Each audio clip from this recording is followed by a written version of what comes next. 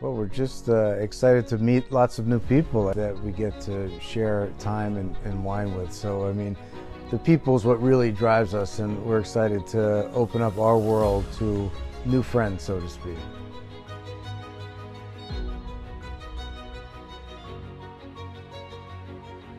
Well, Burgundy continues to drive the market, so I think obviously they're the iconic brands like Romanée Conti and Loire and Jaillet, but we look to some of the new exciting producers like the Durocher and the Fourier and the Dugat P, that kind of next group of the newer stars that are coming as well. But there's so much change in Burgundy happening all the time. It's tough to keep up sometimes, but it's also exciting.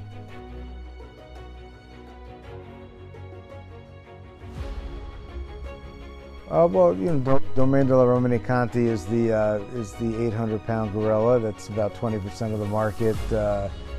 And then after that, I mean, all the top first growers in Bordeaux. There's Armand Rousseau. Rousseau makes probably number 2 overall as far as dollars, and producers like Dujac, Loire, Costa Rica, some of the champagnes like Dom Perignon Krug.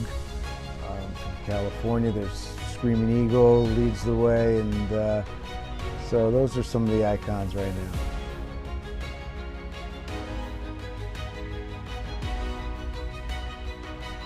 now. That's a tough one. I mean, I guess it would be a champagne, because we like to party and we love to celebrate life. So I guess champagne has the number one association with those things, with kind of how we live.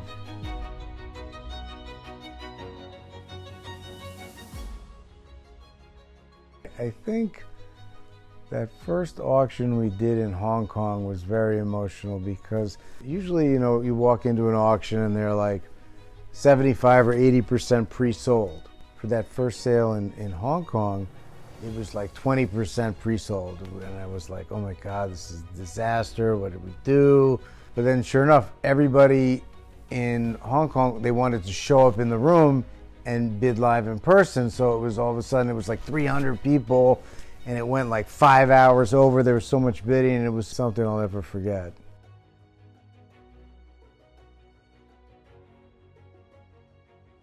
It's really like the Acker experience. It's tasting the wines, it's trying the wines, it's enjoying the wines together. There's a conviviality that I think really is the lifeblood of who we are and what we do.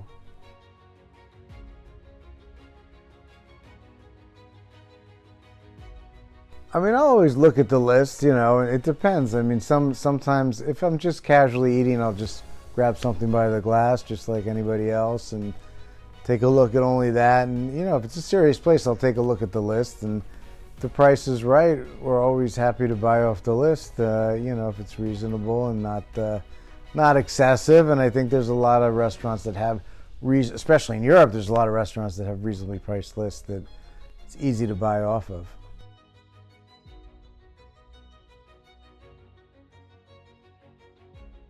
Oh, Henri Jaillet for sure. I never got the chance to meet him or spend time with him, but I've drank hundreds of his bottles of wine, and he could be the greatest of all time, certainly. I mean, Georges Roumier would be another, the father. I mean, Christophe has done a great job continuing his legacy, but he was making, in the 40s and 50s, he was making not only the Roumier wines, but the Vogüé wines, which were some of the legendary wines of yesteryear in Burgundy. I think they all seem to be Burgundy. I guess Armand Rousseau would be a great one to see. The father, or it was Charles actually, the son of Armand, would be another one who would be really interesting to get to know.